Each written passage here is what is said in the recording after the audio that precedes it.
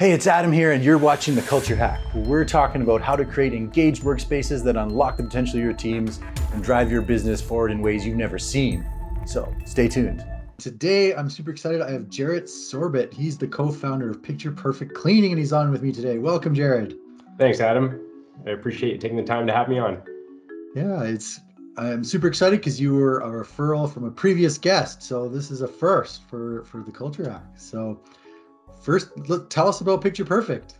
Sure, yeah. So Picture Perfect Cleaning has been in business for 12 years. It was myself and a partner that started it. It all started with, we were working at a restaurant, and both of us, I was a senior manager and he was a server there. And I always knew that I wanted to start my own business. And I wrote so many business plans and couldn't figure out, the right fit and which one. Every time I'd get to a certain point and it just wouldn't make sense. But this one, when I wrote the plan for Picture Perfect Cleaning, I just made it all the way through, and it made a lot of sense. And so we started it off, and my partner and I were doing the cleaning at the beginning, and with the intentions of hiring, and eventually we did hire our first and second, and just kind of kept growing from there. Now we have about 130 or so custodians that work for us, and we clean over 200 different businesses throughout Alberta. And we're actually breaking into Ontario and potentially BC right now as well. So we're growing fast. As I know this topic is, a big part of that is building great cultures. So. Well, fantastic. I mean, when you grow that fast and you've got 130 people in 2 provinces, that's super exciting. I'm pumped for you, right? I love that you started with a business plan. I don't meet many people that actually can say that, including myself. Yeah, believe it So, or not, I used a business plan for dummies as my okay. template. And, Yeah. but it worked. It worked really well. Like, it really follows. I highly recommend it for anyone, starting a business. Using that book, it's really good. And looking back now at my business plan, from 12 years ago, it's amazing how much came to fruition just writing it down and planning for it. So Love that. And I can tell you're an avid reader just by your bookcase behind you, right? right, that's true. So, Yeah. and I'm sure there's books back there about leadership or people and engagement. So I got to ask, as this business has grown, what does the term engagement mean to you? Yeah, when someone's fully engaged, they treat it like it's their own business, right? And that's one of our core philosophies, our core values in our business is it's your business. And so when someone goes that extra mile, they're not thinking about looking at the clock or looking at the time. They're just whatever it takes to give the best service to the customer, and sometimes that means going above and beyond the general expectation. That's engagement to me, and they really love what they do. It's not for just the dollar. It's they enjoy it. They're passionate about it. They truly care about the culture and the results of the business. Okay. I love that. And how important that is, especially when you're growing, right? People Yeah. love to be there. They're not going to move to another cleaning company and, which I'm sure happens, Yeah. right? Yeah. So Yeah. Let's talk about obstacles and challenges. Have there been some lessons you've learned along the way or successes you've had in terms of addressing engagement?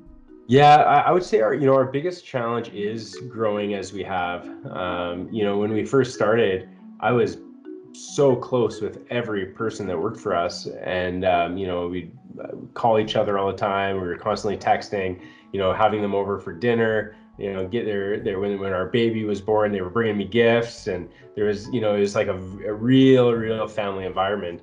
But as we've grown, although I do still try to hire every person that works for us, I don't maintain that relationship. So now it's really up to our managers to continue the cultural philosophies, and that's never easy, right? It's a challenge to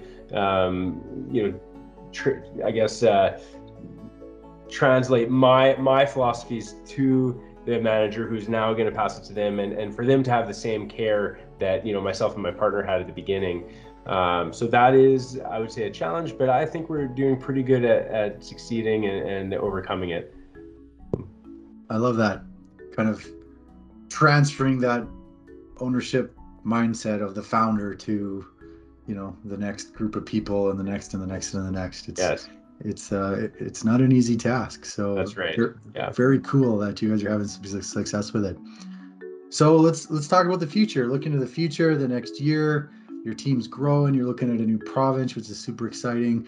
Do you have any ideas or kind of plans into keeping people engaged that maybe you might not see more than once or twice a year?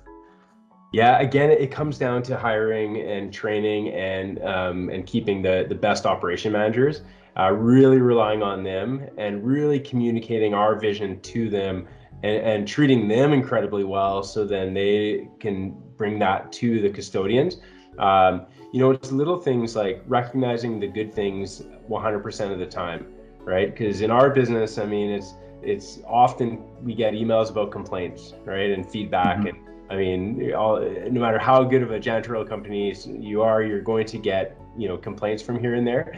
And so we need to, as our managers, also find the opportunities to give positive feedback. So whenever there is good things, we have to catch those things too. So that's a big part of it. Having our annual Christmas dinner, our summer party that we have every year as well. Events like that go a long way to reconnect with everyone. We send out, every quarter we send out I make a video and I send it out to everyone and thank them for everything they're doing, and trying to find all these ways to engage. But really it comes down to people, right? And really treating our people with the utmost respect and dignity, because a lot of our staff are not used to being treated that way. Let's face it, the janitorial industry is kind of the entry level positions, kind of like a lot of society would say it's the bottom of the barrel as far as jobs go. So we have such an amazing opportunity to really change that perspective and say, no, you don't deserve to be treated like a second-class citizen. In fact, you deserve to be treated like a king or a queen, right? And speaking like that, making sure they're getting paid properly, always on time, getting time off when they need it. A lot of them work 7 days a week, so making sure that they're getting time off.